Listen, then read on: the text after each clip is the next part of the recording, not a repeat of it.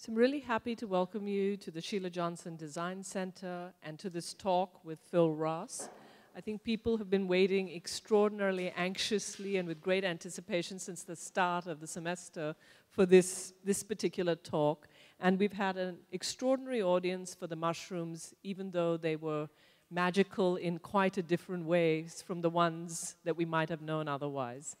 So I'm not going to waste too much time speaking myself. I'm the director and curator of the galleries, and just very happy to welcome you here, and particularly happy to have back with us Phil Ross.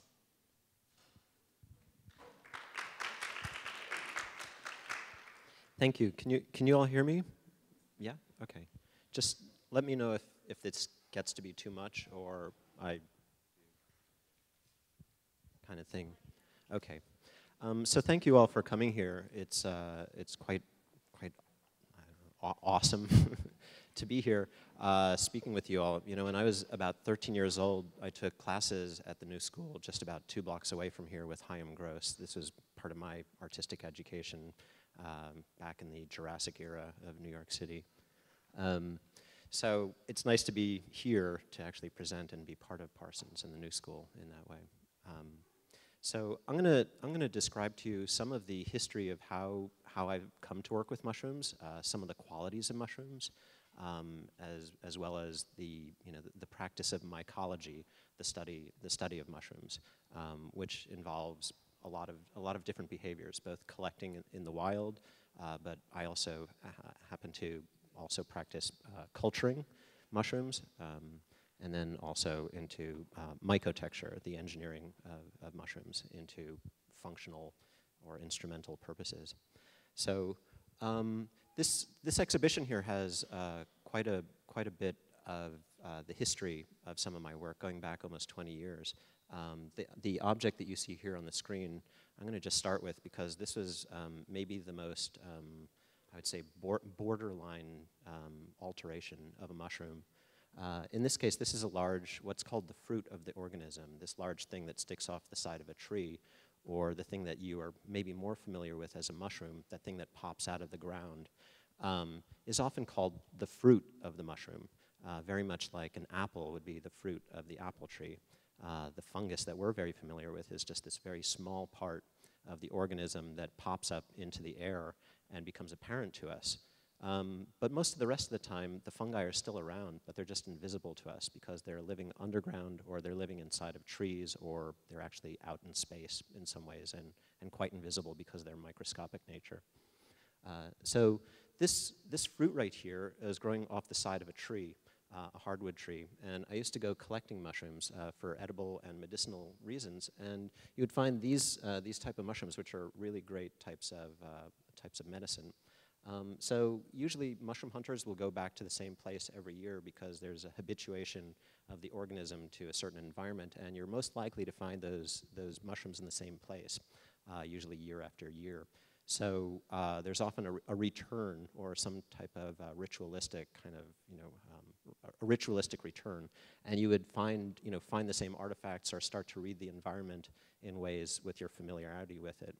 So these, I would take the trees that these were growing on initially and then alter the trees, so their geometry in relationship to the earth or in relationship to the sun or other types of environmental cues. In this one here, I took this tree and laid it on its side. So normally the type of growth that would be going around this radially then started to sprout it out around the rim with these really strange perturbances.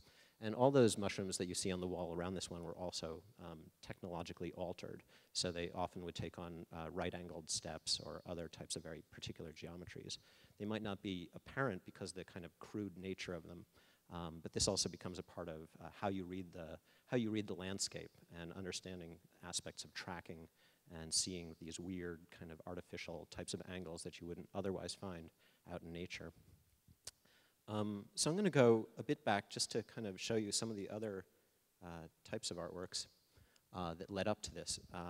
For many years, I designed gardens that were autonomous, that is, gardens that didn't need any human interaction once they were released or let go, but they would be dependent upon control systems or the types of electronic brains that we might use for our cars or other things. So once the garden was set, there was no more human interaction with them that was necessary, other than providing them with the proper types of technologies.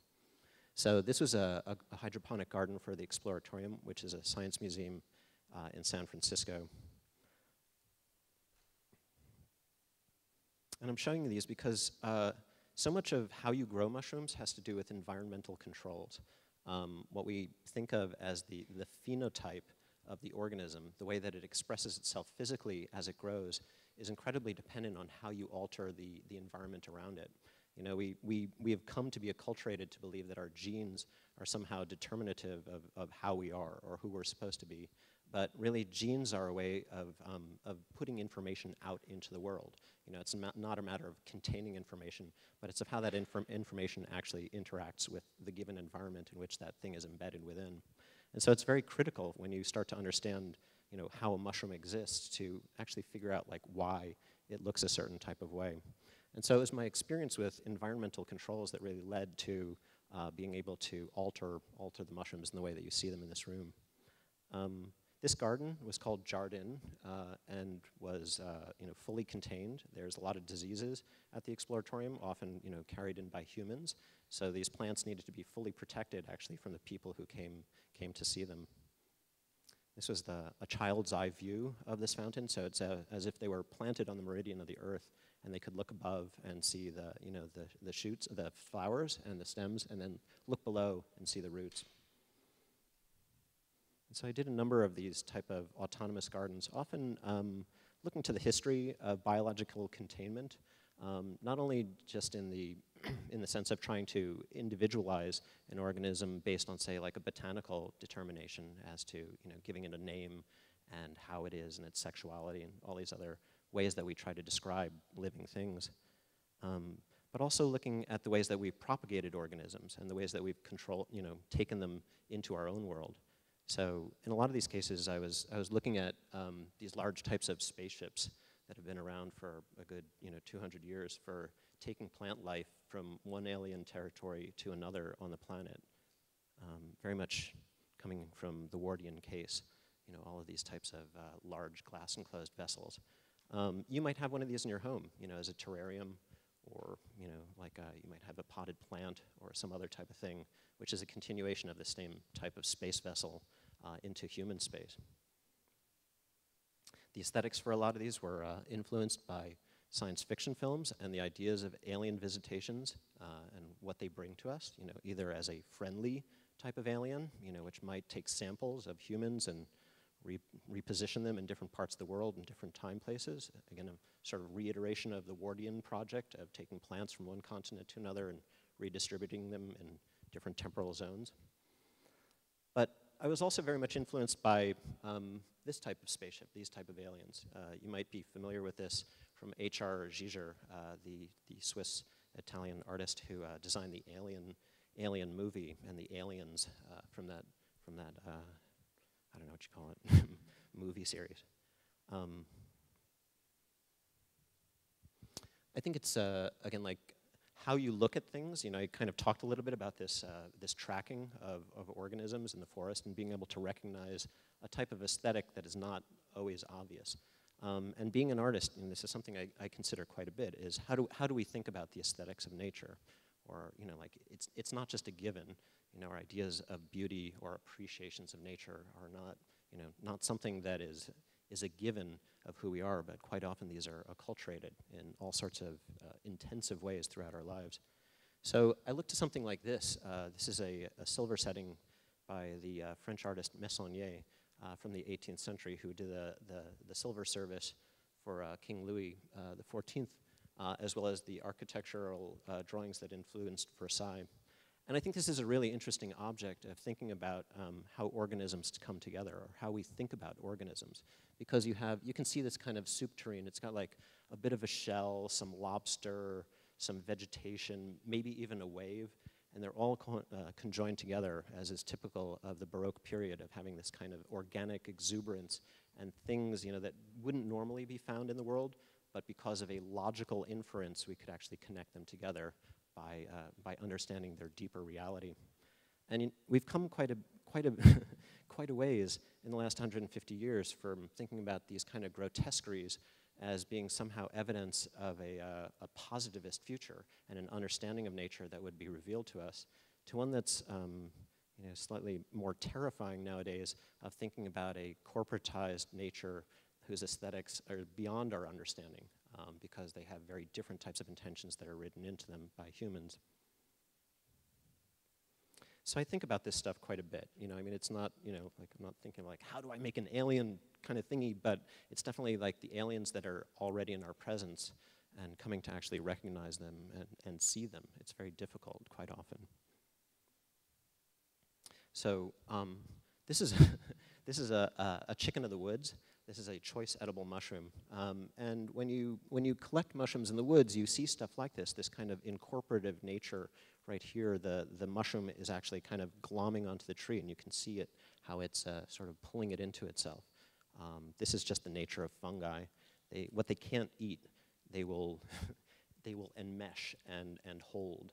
So they'll figure it out later on if they can eat it. They're very much like that with sex too. They'll sort of like have sex with a lot of partners, exchange genes, and then later on actually figure out which of those genes they might want. And they're the same way with food. They'll just like eat everything, and then later on figure out like, can I actually digest this? Or sort of like a giant boa constrictor or something like that.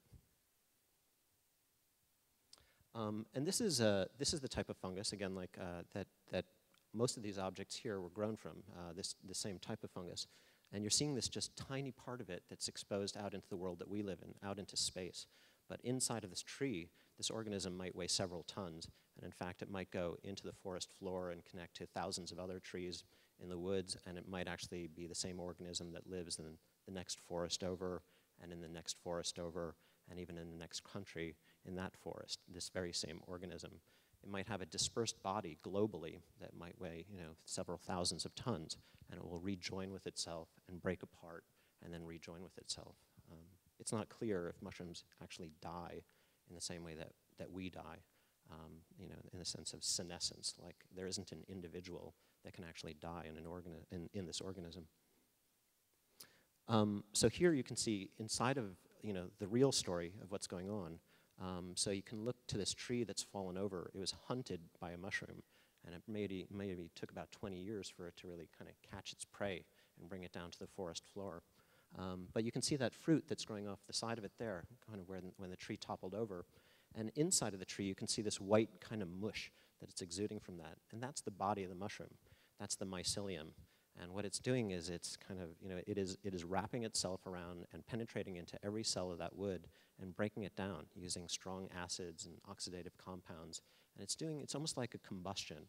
It's doing a room temperature burning in which it's oxidizing bits of the cellulose, breaking them apart, and taking these macromolecules and then reabsorbing them into its own body and then rearranging them into the structures of its own cell.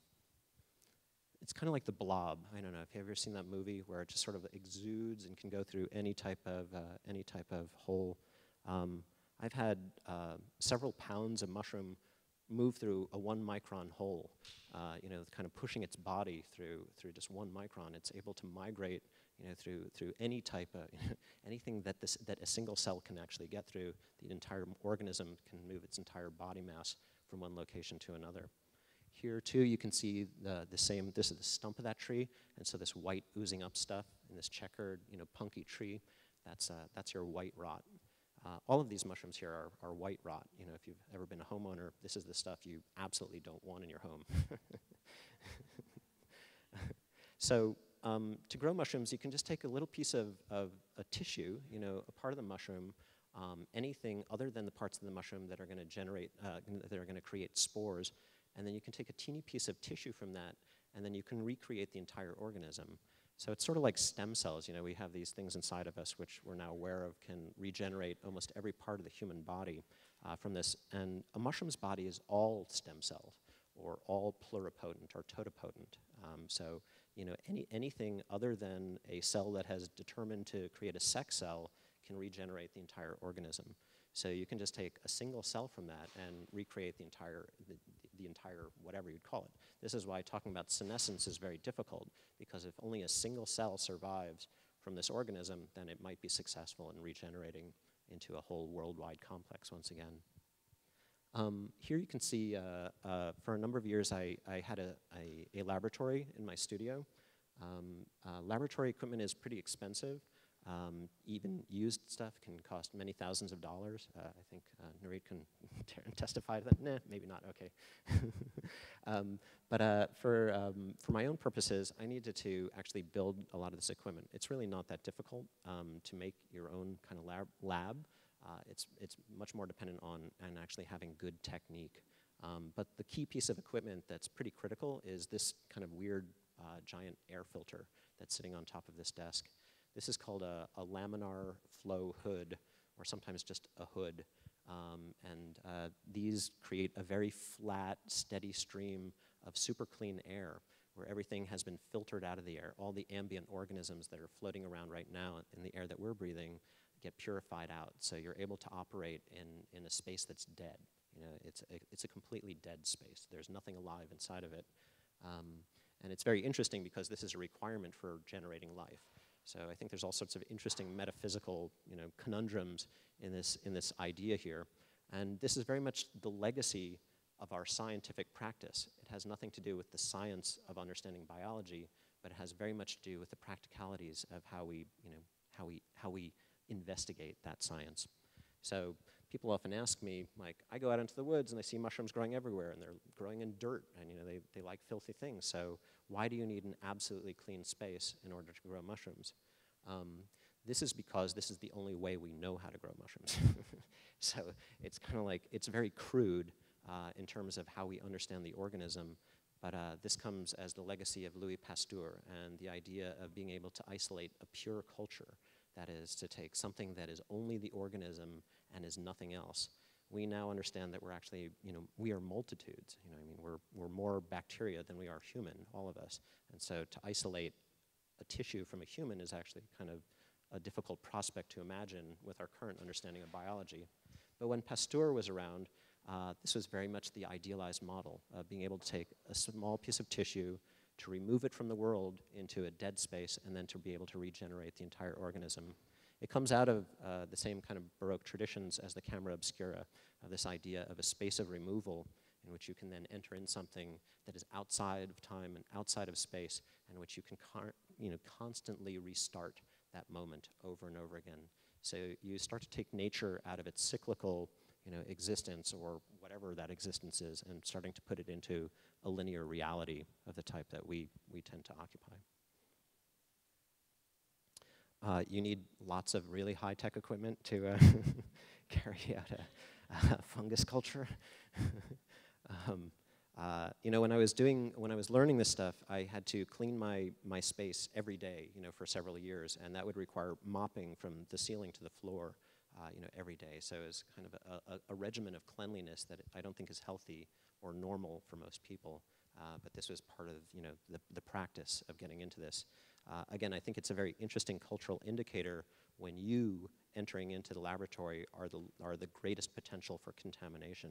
And again, speaks very much to how we think about the practice of our science, and this idea of how much we have to be removed from it, with the Baconian idea of objectivity, that somehow we're not even in the room itself, like everything that is human has been removed. So you'll take a small piece of this tissue, which is maybe not much bigger than a fingernail. You'll take this, cut this in this very clean stream of air, and then you put it into these little test tubes with a bit of seaweed gelatin in them. These are called slants. And so you'll take a teeny piece of the tissue and put it into this. Then, very much like a seedling, which needs to be hardened up, by kind of taking it through, more solid food and into more dynamic environments until you can finally take the plant outdoors. It's very much the same thing with the fungal organism. You're starting with this very delicate little group of cells that can be affected, by tiny factors, and you have to start to expand the culture or increase the volume of your culture.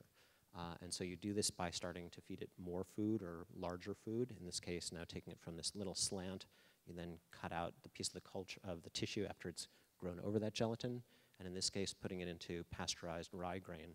And you can see this before and after. This is about a week of the mushroom growing through this. So again, the fungus now has penetrated into every cell in those rye grains and is starting to digest it, it will figure out how long it needs to do that. It might take 10 or 20 years when it figures out that nothing is happening and just kind of go into a form of stasis, or it might gobble up the whole thing in a week, if it figures that this is it, I'm out of here. So it has all these different regulatory behaviors. And then eventually you'll take it up to more solid food, sawdust or other forms of hardier cellulose. And in this case, you can see this kind of brick with both the body of the mushroom, the mycelium down below, and then all these fruits growing off the top. And so, this is part of it, and then these spores, these microscopic little cells that will come off of these little plateaus will float out into the air, and maybe they'll land somewhere that's just right for them to start sprouting and vegetatively growing again. They might land somewhere wet or in the crack of a tree or something like that. This little block right here probably gave off like 500 million spores, so you can figure like a 0.001 success rate would be pretty good, even for this organism, and it would, get to the next generation. These spores will become airbound, and they'll probably travel all the way around the planet several times before they might land. They go out into space, they come back from space, and come back into our environment, and will germinate again. This is why folks like Terence McKenna and others will speak of the communication between fungi and extraterrestrials to humans as being this kind of intermediary. But they've been going out into outer space for billions of years, so they might have some types of messages that they're already bringing back to Earth. This is a scanning electron microscope, which shows you kind of what's going on the surface of the mushroom. So you have these long cells which are germinating out, where you see the kind of white, fluffy kind of aspect of the mushrooms over here. That's where they're going arboreal. So they're kind of going out into the air and kind of searching out, seeing if there's anything further to eat or moisture, or kind of figuring out what's in their surrounding environment. You can also see where some of these have started to cross. So they actually come in contact with one another. And then they do this really interesting thing, which fungi do, is they create what's called clamp connections. So they actually make this kind of nice little clamp between cells. They make a mechanical type of connection until the cell walls can start to fuse together. The cell walls will fuse together, and then they'll start to exude what's called an extracellular matrix, which is kind of like this cement, which they'll put in between them. This is not my image. I don't know who to cite for this one, but this also shows some of these arbuscular cells, and you can see the kind of cell fusion that's going off on the right. And then this one, I will own this one. This is the mycelium now, as these like kind of randomly crossing cells have now anchored together and have formed a solid sheet or a solid block. And you can see this extracellular matrix, all this kind of like, all this stuff between these lines going at right angles to one another. And this is why this material is so strong. And this is why the particular qualities of this material are the way that they are, is you have bazillions of interconnections of these little cells all together, and you can direct the ways that they actually grow. So these kind of microscopic structures can be altered depending on how you will change the environment in which the thing is growing inside of. And so you can start to alter the microscopic behaviors of the material as it's going along. It's very much like the neurons in our brain, that they're all connected to tons of their neighbors with their ramifying branches. And mushrooms are the same too, that they're all connected to all of their neighbors. So when a force or some type of energy moves through a mycelium block, it's branching out and going through all of these tiny little interconnections between them. It's not going through a solid crystalline structure, but it's going between these types of interconnections. So I had an idea of, when I got advanced enough in my mushroom growing skills, this was probably after about 3 to 5 years of, working with the mushrooms pretty regularly, that I felt that I actually had, my chops doing this. There's a lot of people who are very interested in growing mushrooms, and I'd say, that's great, go for it. But it's going to take a huge time commitment. There's a very steep learning curve with this, and that's just the nature of the game with it. It's, it's like growing orchids or something. You wouldn't just set out to grow an orchid as your first plant. You'd almost certainly kill it, or it would die because you wouldn't know how to take care of it. And fungi are very similar in that way. They're very persnickety. They can also be very hardy, but if you actually want them to do something in the way that you want to do them, it means understanding all of these subtle types of cofactors that will go into growing them. So I had this idea of growing an artifact that was, partially man-made, but also obviously natural by conjoining together the growing fruits. I knew that they would do this. They would join up, both from what I had observed in my own laboratory as well as what I had seen out in nature. So this, I have the sawdust growing inside of this box, and then the fruit will grow out of that. And I was able to deform them because they can't eat plastic in this case, so I was able to use them growing around these rounded objects to start to change their form. And, I was successful in starting to generate some of these, half human-made, half natural objects. But the problem with them was that they were just too esoteric. They were too obscure. And it was a very good lesson in aesthetics, because I'd made this remarkable object that took me like 5 years to grow, but I would show to people, and it just looked like a used dog's chew toy or something. It was like the most disgusting thing in the world. But to me, it was just like incredible that this thing existed, but nobody else could recognize it, as this remarkable technology. So I realized I had to go back and think about this a bit more. So I think I went towards more fantastical demonstrations of how the fruit could grow. If you grow them in a high carbon dioxide environment, they'll continue to grow in this antler-like formation. And this, again, like you can see this fusion between these two types into this kind of what I'd call dragon-style version of this. I love this thing. I love the way that this looks because I know what made it come into being. And so, I can read this object in a way that tells me so much about its history. It looks absolutely disgusting, I think, to most everyone else because it's, again, like it's in that area of its aesthetics, of not understanding, or kind of what we would create as this category like the grotesque or something like that, where we just kind of put all this stuff that it's in between, or a lot of other stuff, or indeterminate. It was a giant lesson for me to discover the Penjing traditions, the things that give rise to scholar stones and to ikebana and to bonsai, and these types of aesthetic traditions, which are not towards the basic geometries of the West, or these idealized kind of Greco-inspired idealized forms, but very much to a way of thinking about nature as, again, like of always having a human interaction embedded within it. And there isn't a nature to be discovered outside of the human world. That would be a bit of a ridiculous proposition, other than the ones that we actually make ourselves. So, I started to work with both the fruit, these kind of antlers, as well as the body of the organism, really looking at I think classical architecture. And these were grown inside of a black box. So for the time that it took this to grow, about 9 months to a year, this was inside of a space that the only way that I was able to affect it was by changing the direction of the light that was coming into that box. And that was the only type of interaction that I had with this object, was maybe just changing the position of a light bulb in the room so the light would shine down on a different part of the organism and then have the fruit start to generate from those places.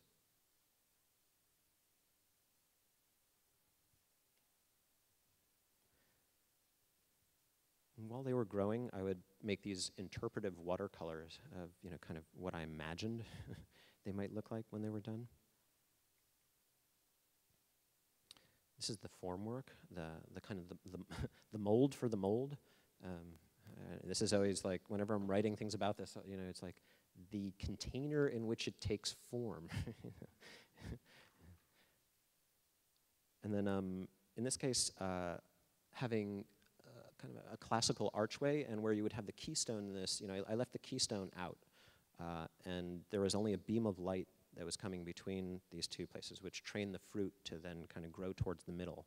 So these two archways would then fuse by this organic type of bridge between them.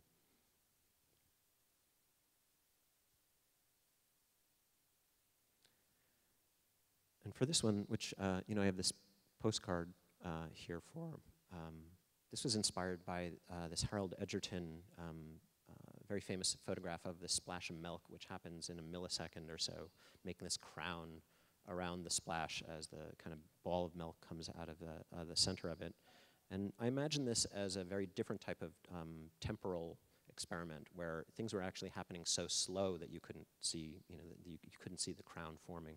So for a year, I had this, kind of nipple-like form, which I had cast, and then just had a ring of light coming into this black box. So it was only shining on the periphery of this object, and so that the crown would grow up to the light over this 9-month period. So I eventually started to cast larger pieces, and after working with this material for so long, it became apparent some of its qualities, like how hard it was to destroy it or burn it, or it's like once you build up, as an artist, you build up a lot of material, and eventually you have to kind of purge. And so I'd like have a bonfire or something and throw all this stuff on it, and just it wouldn't burn. So that was kind of a weird thing. Or you'd throw it against a wall or kick it across a field, and it would land and just kind of keep on bouncing, or make a hole in the wall rather than smashing apart. This is what we do with our downtime. And so there's no upward size limit as to like that. That is, you can make this stuff as big as you want to, in the objects that you've created. This was a bride of Chunky. Chunky got a disease and died, so this was the follow-up. And this was cast like an actual bell, so it was a double-hulled container with this kind of giant rubber stopper inside of it we lost it, to make this. And so you guys, you kids could probably easily fit inside one of these and have a good clubhouse or something like that. It's sort of that scale, or doghouse type of object. These aren't necessarily following a linear progression. I'd just like to warn you. I'm going to kind of mix it up a little. This is a kind of mold that you can use, or form in which you cast the material might look. This is a sort of a training mold to figure out how to make some of the stools that you see down there. So you can demold this stuff almost instantaneously if you put in the proper binders, so it will actually just hold itself together until it starts to fuse together. And this is the grow chamber, again, like the controlled environment inside of the studio where I was growing all of these different chair blanks.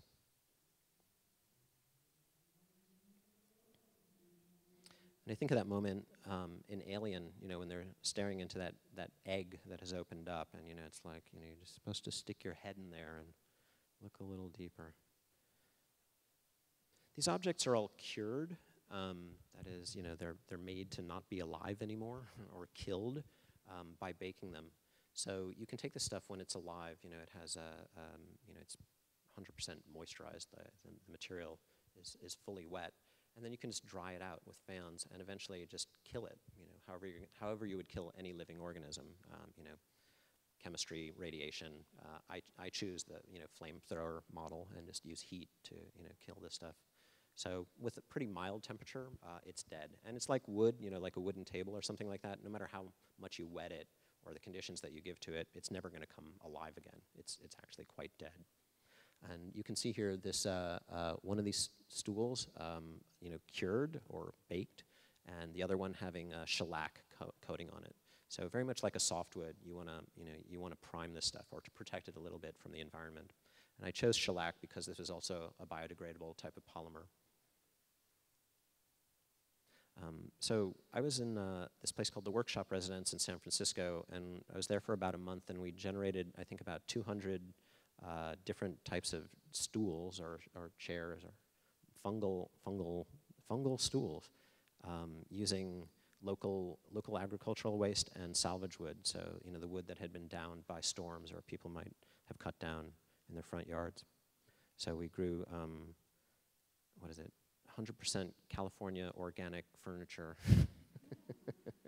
locally grown in San Francisco. This is the Yamanakita. This is one of the first tools, and this actually has a beeswax and tree resin kind of coating on it.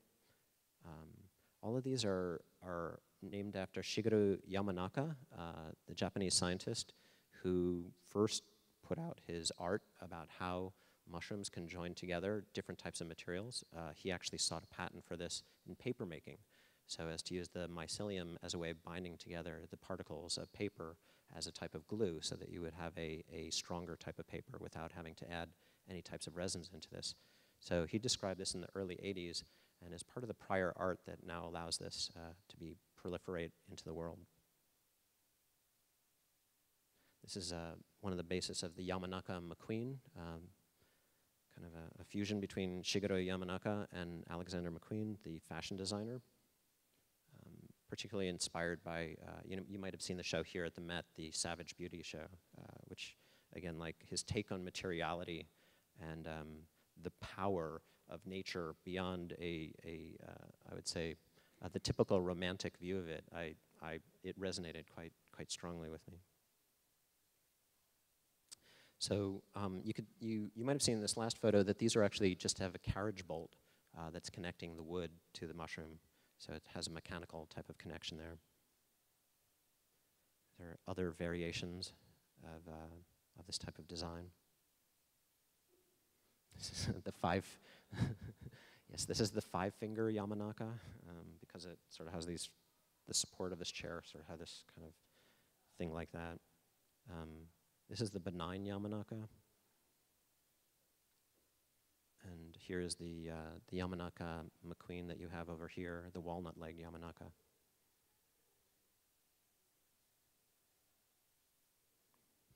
And I like this aesthetic. Certain people like the light and fluffy or the cleaner kind of thing. But I was talking with someone right before the show. I mean, what's interesting, some of these objects are really only alive for two weeks, and they look like they're thousands of years old, through like the record of their becoming. It's all written on them, and that's what I really like about this this kind of material, is that it's brand new but looks incredibly ancient, and everything is written into it. So again, like if you know enough about fungi, you can understand like what happened to this chair, so you can start to do your tracking of the chair in a lot of ways.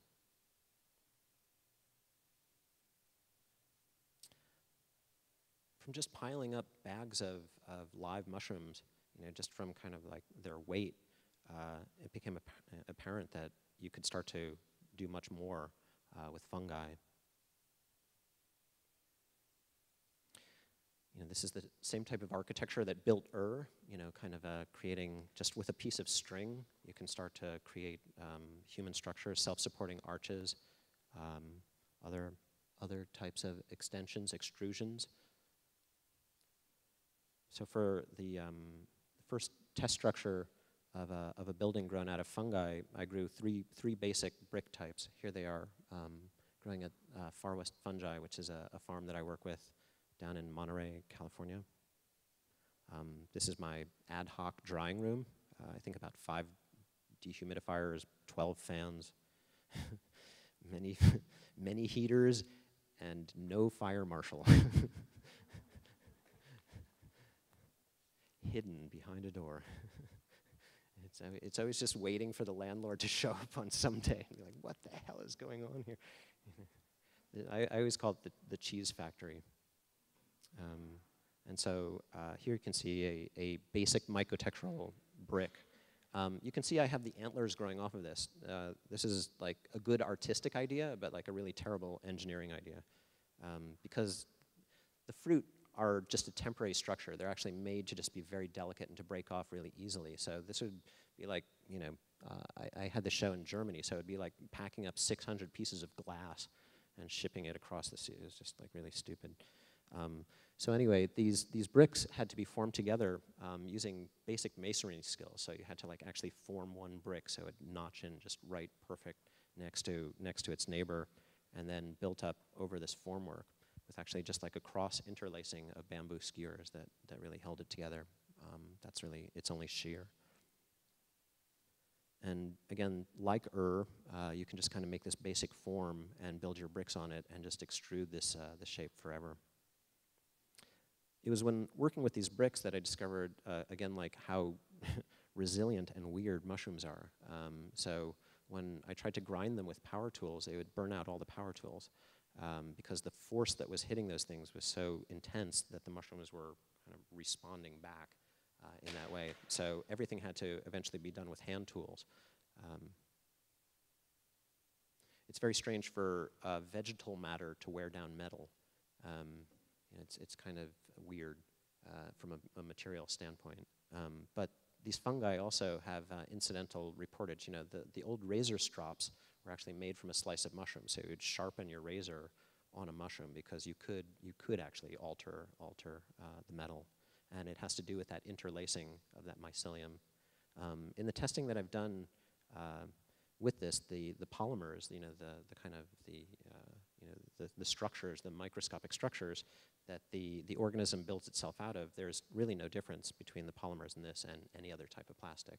And it has very much to do with the ways that they're organized and, you know, the particulars of the doping, the extra added little atoms and molecules that you add into it can also make it incredibly strong. So this is Mycotectural alpha. This is built for the Kunsthalle Düsseldorf in Germany as part of their 30th anniversary of their very famous Eat Art exhibit.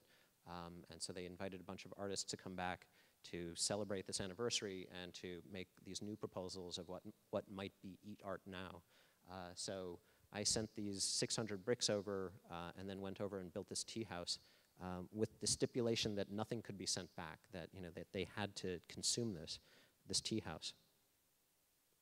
So these bricks were broken apart and boiled down into an herbal tea, and you know, mixed. You know, this is like San Francisco values. You know, I'm like going to have the herbal tea-based economy, and so when it visited these 3 different cities in Germany, you know, they would start to serve it as this tea, so that all that was left, you know, after the exhibit was maybe a slightly heightened immune response in the German people who came to the show. This work, I mean, I could backtrack a teeny bit. I mean, the way that I originally learned about these type of mushrooms was when I was doing hospice care in San Francisco in the mid-'80s, and the pot clubs at that time really were medicinal outlets. So as much as they were selling marijuana, they would also have a lot of health information for terminally ill patients. And so you might have someone there who was a nurse practitioner, you might have someone there who is also a nutritionist, and quite often you would also have a table set up with someone presenting traditional Chinese medicine. And back before there were any antiretrovirals, you know, or anything that could actually help, you know, your immune system to get through the duress of HIV, these type of mushrooms are immune stimulating. They actually get your own T cells, you know, to grow and get your immune response heightened. So before there was anything else, there were these types of fungi. And so, you know, this tea house really came out of this, of thinking about what an edifice for medicine might look like. And so, you know, the architecture, once it has served its function, it no longer exists. So there isn't, you know, this leftover of the architecture for whatever might reoccupy it, but it was definitely an architecture with a very particular function, and its functionality was to be a tea.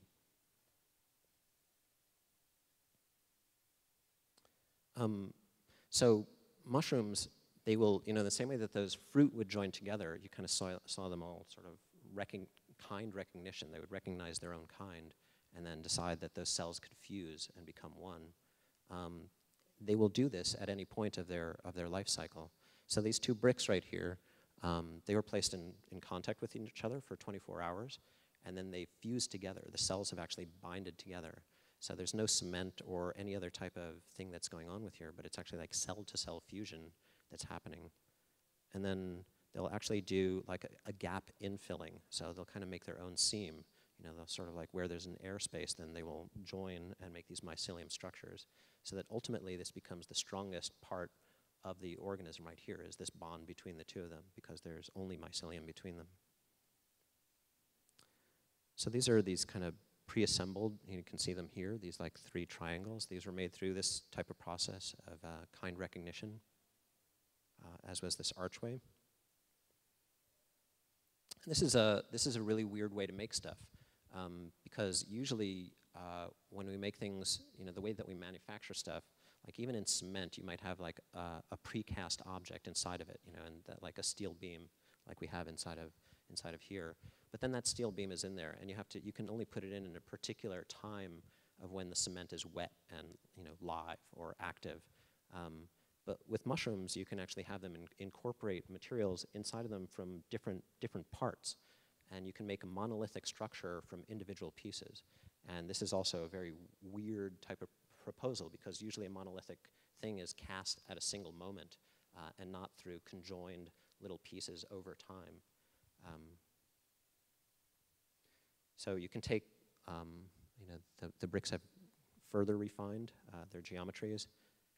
This is, I call this a polyomino set, which is an extrusion of a type of mapping that you can use to cover any type of surface. So polyominoes are sort of like Tetris blocks, and then they can fill in space infinitely. So mathematicians have come up with these type of geometric forms to describe an alphabet of ways that you could topologically, describe any type of, surface that exists. And so all you have to do is kind of push these out into 3 dimensions, and then you have a space-filling type of brick, which can occupy any type of space. So rather than thinking about 3D printing, we have this kind of solar center here, which sort of shows that kind of topological approach to how you might do, print out an object or create an object in 3D. With fungal polyominoes, you can do a similar thing of occupying any type of space, but you don't have to do it necessarily in a topological manner. You can actually do it, through a four-dimensional sort of like, it's quite open in terms of where, how, and which direction you can affix different parts to it. So these are just some examples of, from this, basic vocabulary set of, some of the type of objects that you can make from this. And these are all, again, like through kind recognition that they've fused together.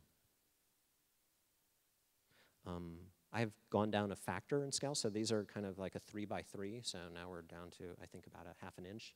And so it's the same way, kind of like, you can think about it as a digital resolution. Like, this is a pretty crude digital resolution of fungal polyominoes, but now it's starting to kind of round it out a bit more, and there's no reason that these can't go down to micron sizes, so you can make fungal polyominoes that are almost invisible and can be robotically assembled to start to generate any type of form.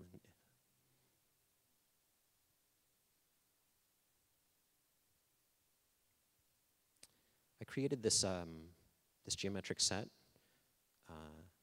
so that when the objects dry, they work with standard beams or wood pieces like 2x4s, and they do what's called a press fit.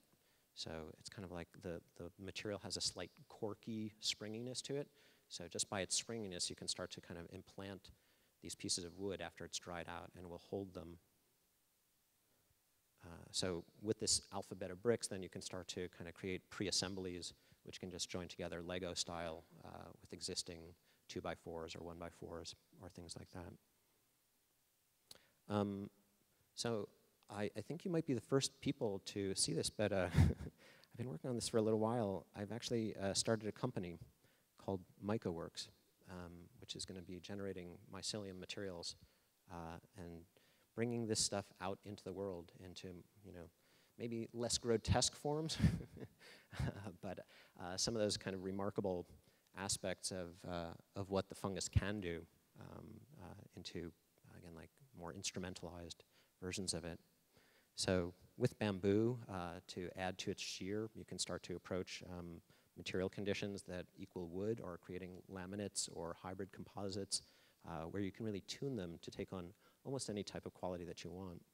This material, you're seeing this very crude version of it, most of it grown on sawdust or other types of rough organic waste, but really it doesn't have a given form. It's very much like plastic. You couldn't say, like, what is the quality of plastic? I mean, plastic is plastic. I mean, that's its quality, is to become anything, or to assume into whatever you might want it to be. And the same thing is true with mycelium. It's very much determined on what you want it to be, and then you can grow it to that type of thing. You can also see some of the diversity of fungal types and the types of tissues, and from each of those, this gives you a starting point as to the types of, again, the types of composites that you might be able to make out of it. These are some of the prototypes that MycoWorks is generating with fungaboo, using fungus and bamboo together. We've estimated that you can generate 4 times the biomass on a given acre of this type of material as opposed to wood. So you can imagine your energetic requirements are quite reduced in terms of that, as well as the amount of material that you can create. Fungus grows exponentially. So that teeny piece of fingernail-sized tissue that I was describing before, if you fed it regularly in the right way, after about a month, it would fill this entire gallery space. Like if you were able to keep up with it, that would be what exponential growth looks like of a fingernail-sized piece of tissue. So it's, it likes to eat.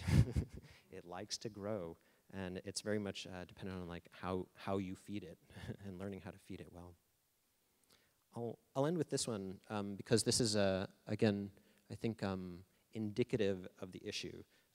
It's not often like any secrets that I have or particular recipes as to how I make this material, but it's really understanding what I was describing at the beginning of this, like how you can use environmental controls to elicit something from the organism. It has its genes, which might make a type of mushroom that looks a certain way. But if you change its environment, that organism is going to express all sorts of different things that it might do if it was raining too much, if it was dry, like if it had the right kind of food. John Cage founded the New York Mycological Society, here in New York City, I think in the mid-50s or so. And, he's I think about it all the time when I go out mushroom hunting, because people think it's, it was chance that he was getting into, or this kind of randomness. But it's not, I don't think it's that at all, because like he was seeing deeper patterns inside of the ways that the fungus grew, but you can't find them by following a linear path. When you go out into the woods, you actually have to circle around the trees and circle around your areas. And it's not because you're just randomly, wandering about the woods, but you're following a non-linear type of pathway to actually find those things. And so I think that John Cage was also attuned to different types of patterns. Not that it was like he was ultimately bringing in, he would talk about throwing the I Ching or things like this as a way to, change his own pattern. But this right here, this is just showing like droplets of water that have fallen on top of the mycelium, that kind of arbuscular, hairy type of fungi. And just, on the temperature and the location of those drops of water, they altered the behavior of the organism to come up with all these, this kind of pattern, this painting that you see right here. So I think that's the last of my images. You might have some questions. How does it age?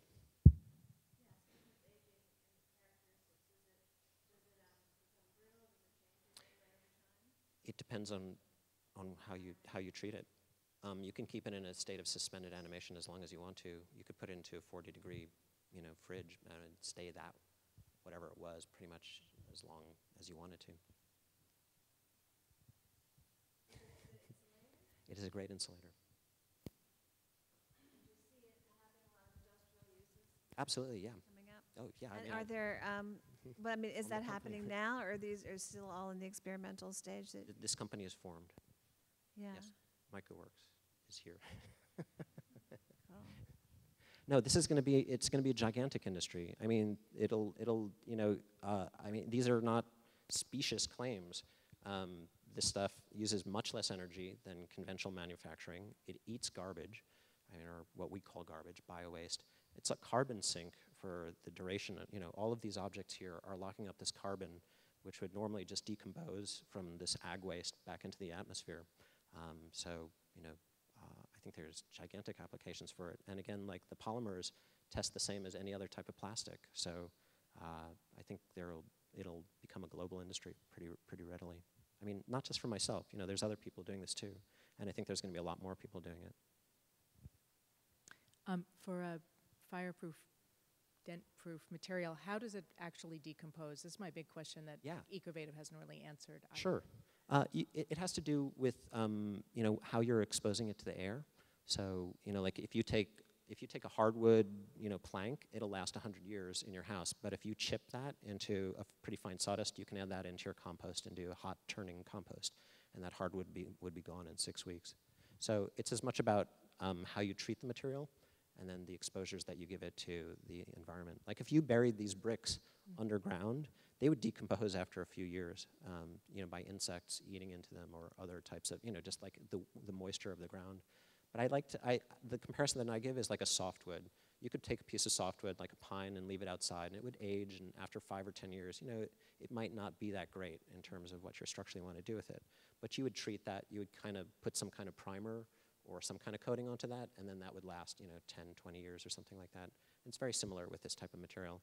But again, it's like, it depends on what you want to do with it. So how you grow it and the structures that you make. You can make it decompose for decomposition very rapidly, or you could make it so it's going to hold on for decades. Yeah, so that was my other question, was the opposite. I'm trying to make buoys that are waterproof with something that could decompose later, or that you could strip off so that they had the kind of earthly integrity or disintegrative quality. So do you have any suggestions on that? Yeah, this stuff would be great for that. I've been contacted by the Dutch government. They want to put stuff. Everybody. Nobody wants foam in the oceans or stuff like that. So this stuff you can throw in the ocean and it will float, make boats or whatever. And well, I don't think I would want to do that, but you're welcome to. In the same way, like I wouldn't want an untreated wooden raft or just a styrofoam boat to go into in the ocean. I don't think, it wouldn't be the best way, but certainly as a composite, it would be awesome for that.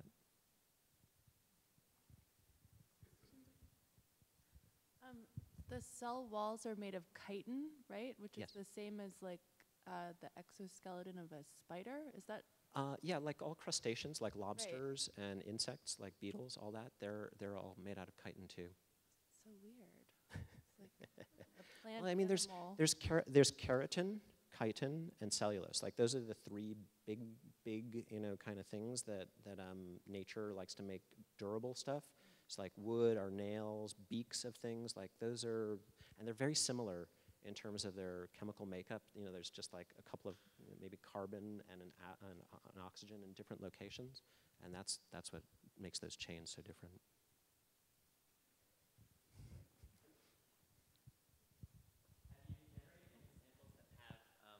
Aspect of transparency or translucency? No, but that sounds amazing. I would use a different fungi. I mean, there's gelatinous and translucent fungi. So I would probably use one of those if I was going to do something like that. So I wouldn't say it's like impossible. It's just not. I don't think with this fungus it would be possible.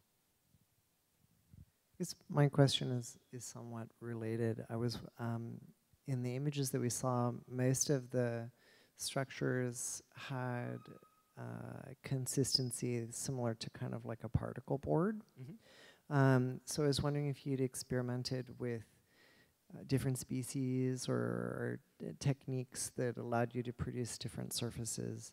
Yeah, absolutely. Yeah, different species will generate different types of materials, and the type of feedstock that you use will also alter that, as well as the shape of the mycelium, the kind of things that I was showing you earlier.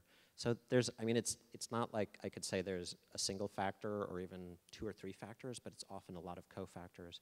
But the ways that I start is I look at the mushrooms in the wild and see what they do, and kind of looking at their expression and the variability of their expression, and usually you can tell something about how the mycelium is going to behave from that, both the fruit of the organism, and if you've cultured as well, that also gives you a pretty good understanding. There are a lot of fungi that have really weird characteristics. Like you could use like an oyster mushroom or something like that, and that would be a lot, it would be a lot lighter and more fragile, and that was something I would use an oyster mushroom if I wanted to make something that would decompose more readily. But these are very hard mushrooms, so that's what I've been kind of looking to. But yeah, absolutely, there's like the woodier mushrooms that have very rubbery consistency, so if you want to make something more like a vinyl, like that's something I would look towards, or soft rubbery types of composites. I have a question about this tree, going back to the beginning when you said that the tree fell and the mushroom, I always thought the trees died and then the mushrooms helped to break them down. But what you were saying is that the mushroom actually took the tree, a healthy tree, over and killed it? They can do that, yeah. Wow. If your tree, just like if a truck nicks your tree, like that's, can call it like that open wound is where the organism might land and find its way into the tree. And it might, be very slow for a couple of decades. So it's just like a disease that a person would Yeah, have. absolutely. Yeah. So if we see mushrooms growing on our trees, should we They're pull? gone. No, they're It's gone. over? It's over. Uh-oh. If they're growing out of your house too, it's over.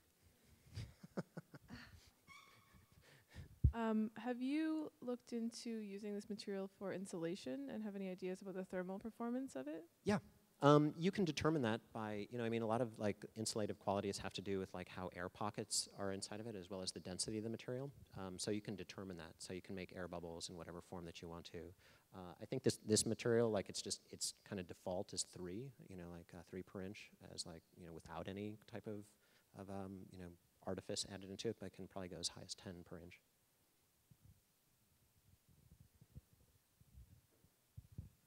Could the mycelium grow around glass like the lead that makes a stained glass window? They would grow around it, but they wouldn't eat it. They would eat the glass? No, they would grow around it. They would incorporate it. So you could lay out a pattern like a stained glass window pattern and it would solidify into that? Maybe. I don't know. In theory, yeah. That's your project. My daughter would like to know how you think this would be a good material for a bike helmet. It would be a great material for a bike helmet. I had a question. I love that phrase you used, the aesthetics of not understanding, and that you made these beautiful objects that people couldn't appreciate. But I noticed that when you started to gain appreciation, it was when you forced the mushroom into a man-made form, something that we recognized as a chair or a brick or something. And I kind of wonder why that is, why we appreciate it not for its mushroomness when you do something incredible, but when you do something. That's the million-dollar question. Let's see if we can bring this guy up. Like, this is just as artificial as any of those more, geometric-looking forms. Like, this would not occur.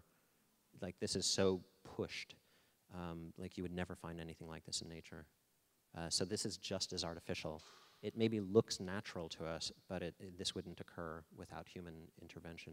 I mean, the same way we look at corn and think of something like nature, but it's absolutely a human technology.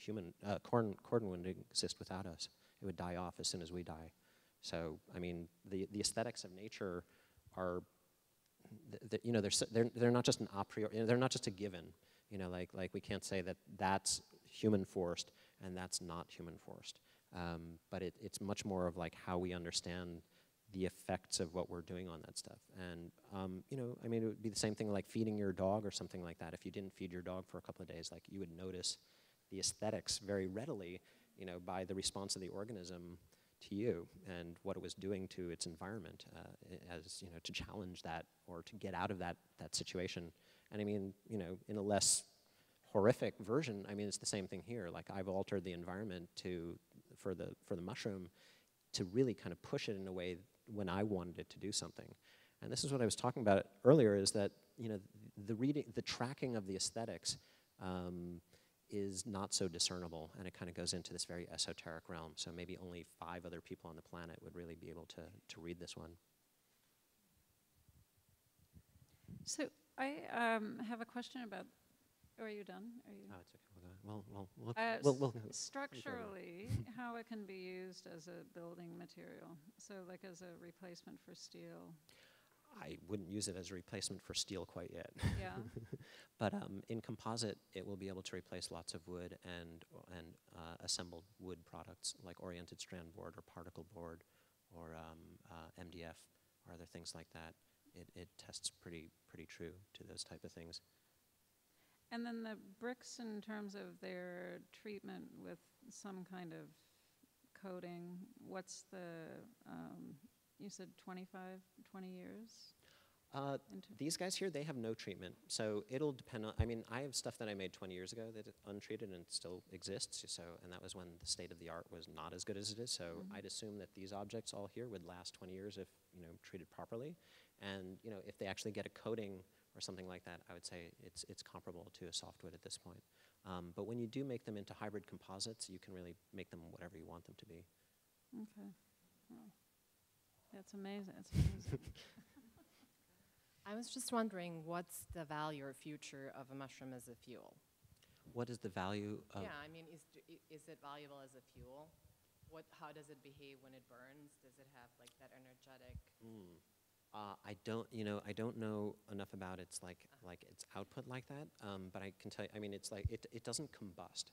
So you need to get to gasification before, so that means like you have to get the temperature up really high, so the gases that it are giving is like in a 700-degree environment, and at that point it will start to combust. But before that, it just carbonizes, so it'll just kind of make smoke and turn black into coal. I mean, even with like a blowtorch directly onto it. So I don't know about using it as a fuel. I don't, you could just burn the wood chips. That would probably more easily. There's this question right here on the end down here. Well, you said like when you feed the mushroom more, it'll grow faster. Is that the same in nature, that if it's if like the tree it's living in or the forest it's living in is in better condition, will it grow faster, and will it live? Yeah, that's a really good question. Like there's a kind of mushroom called a morel. It's like people really like to eat them. They're really tasty. And they're the first ones on the scene when there's been like a big earthquake or a flood or a fire or something like that, and the woods are all destroyed. Like there's some kind of big, sort of like this big destruction has happened to the woods. And so they're the kind of the first ones there. They take advantage of, that food source. And so it's called staging. So usually like the first ones to go there are the fastest eaters. And so they'll kind of like see all this food, and then they'll kind of like, they'll just grab onto it. And then usually there will be like this succession of other organisms who might eat those first ones. So it just depends. Yeah, certain ones, like if there's been some big kind of calamity, the mushrooms are there to stabilize, and they often will help to bring the ecosystem, kind of back into some kind of order. So many questions. Okay. We'll take one right here, and then we'll go to the back rows. Sure. What do you think about so in Ayurvedic medicine, you're not supposed to eat mushrooms? Like the Ayurvedic diet is anti-mushroom because they contain the death energy. So, I mean, I was like, maybe that's why they don't burn. They have the death energy. We all got the death energy. Yeah, no, it's like, it's not. I'm not saying it's bad. No, I don't know. I mean, that was certainly what attracted me to them aesthetically, was that idea of a regenerative form. I mean, you could look at them as death, but you could also look at them as like they're the first rebirth. I mean, they're definitely like that. You can take dead material and mushrooms will grow off of it. It's kind of remarkable. You can take like the stuff that was once alive, and suddenly it's like, it's alive again. I don't really know enough about Ayurvedic medicine to comment on that, but most every people on the planet, almost every native culture has figured out these fungi, and even these ones here, like these kind of, what I described as a medicine, it's a global distribution of the recognition of these guys. And even Jane Goodall, the primatologist, has seen young chimpanzees, when these fungi are just coming out of the trees, will climb onto the trees and chew them off, and they're bitter, so it's not necessarily like they're going to them because they taste so good. So these have probably been a human ally as our medicine, like going back millions of years. We've had a much longer relationship with these organisms than we can, properly attest to. So I don't know. I really don't know. You're also not allowed to eat like garlic or onion. Yeah, I know. There's a lot of very strange prescriptions for health. Keep those chakras down. Yes, back here. So you mentioned your company MycoWorks, and yes. I know Ecovative was brought up earlier, and it's obviously a growing industry, pardon the pun. It is a growing industry. Can you speak a little bit more to the either current barriers or future barriers that need to be overcome for it actually to become a full-blown established and commercialized industry? I don't know. Market acceptance. I mean, it's like one of the like the two best uses for this stuff immediately are like in your walls and in your shoes. So it's like, there's like a lot of cultural resistance to putting fungi in your shoes or putting fungi in your walls. I think a lot of it, like in certain cultures, that's not a big deal. Like if you go to Asia or Eastern Europe, like people, it's just a pretty normal thing to think of mushrooms in your daily life. So part of it is cultural. It also sounds so bizarre. that there needs to be more demonstrations of it and the reality of it. Also, I think like the price of it is going to be cheaper than anything, so that will eventually be what's going to win it over, that you're just going to be able to grow more of this stuff in a given acre than anything else, and it'll be cheaper to produce it than anything else. It grows at room temperature. I mean, when you make plastics, you have to go through all of these, high energy types of regimes to alter the molecules, and quite often like a lot of refinement. But this stuff, it doesn't require that many steps. So I think ultimately that's just going to be what it is. We're past peak oil. We're way past peak oil, and so it's biologicals which are going to be the supplant for that. I mean, we've gone from, was it whales to dinosaurs and back to whales or something? Or trees to whales to dinosaurs back to trees. So it seems like we're going back into the tree era of our economy. Hi. Can you selectively breed a mushroom? Yes. Okay, so in the future we can have mushrooms that perhaps can grow in half a day and not flower? Yeah. You could. Also, is there a way to use mushrooms as a building material that, while it's still sustaining life? That what? I'm sorry. While it's still alive? That would stay alive? Yeah. Can Sure. I build a building absolutely. that's probiotic? I mean, I'm gonna go off into the realm right now, but I mean, like the future uses of this stuff sound like science fiction. I mean, you will have this as a living companion. You'll probably just put it on your body from a tube, and it will be your second skin.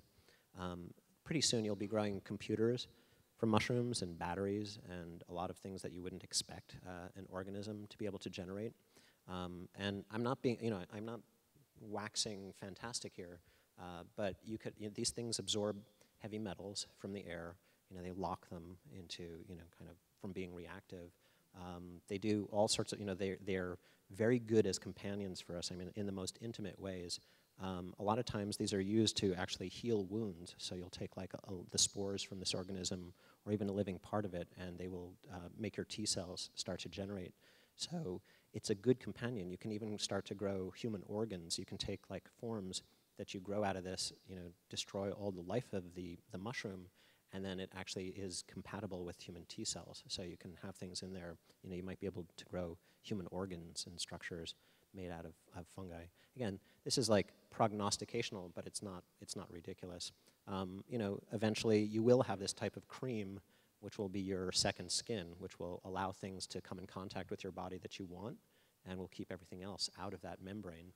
So whatever toxicological things you might be encountering, it would also be like a first alert. So it would kind of be telling your body other sorts of stuff, or being the electronic system, skin, that you'd be wearing on you. If you'd like to read more about this, you might check out Rudy Rucker's Ware Tetralogy. Rudy Rucker, he's a science fiction writer in San Francisco. He wrote the Ware Tetralogy, and he describes the moldies, which is like these people who actually fall in love with their kind of human fungal symbionts that they have on top of them. And I mean, he's taken it quite a bit further, but describes some of the issues that will probably come about from this. One more, sure, yes. Could global warming harm the fungi because it would dry them out, or?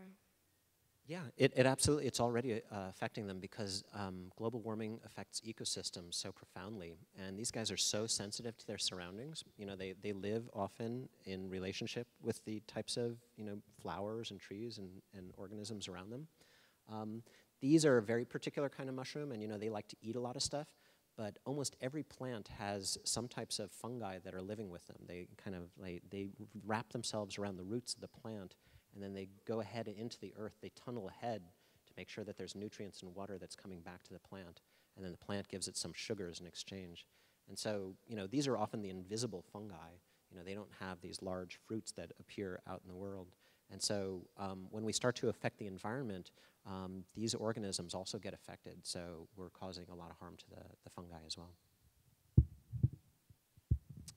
After this is all over, I'm happy to take any one-on-one questions and all that. And there are some postcards over by the doorway, which you're welcome to have. And you can all reach me by email later if you are shy. No, but you can go to microworks.com and it'll have all sorts of information there. Let me just, sorry.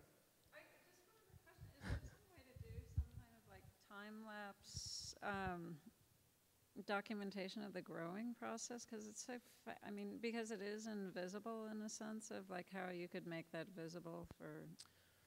Yeah, you can do time-lapse. Yeah. Confocal laser spectroscopy is probably a really good way if you want to show the invisible elements inside of something. But if you got that, sure, great. I have two. Okay. I'll then do one. So let me just thank you, Phil, very much for a very, very absorbing evening. Please stay if you like for a little bit longer. Phil can speak more informally to Phil. I think there's a little wine left, so help yourselves. And thank you very much for coming.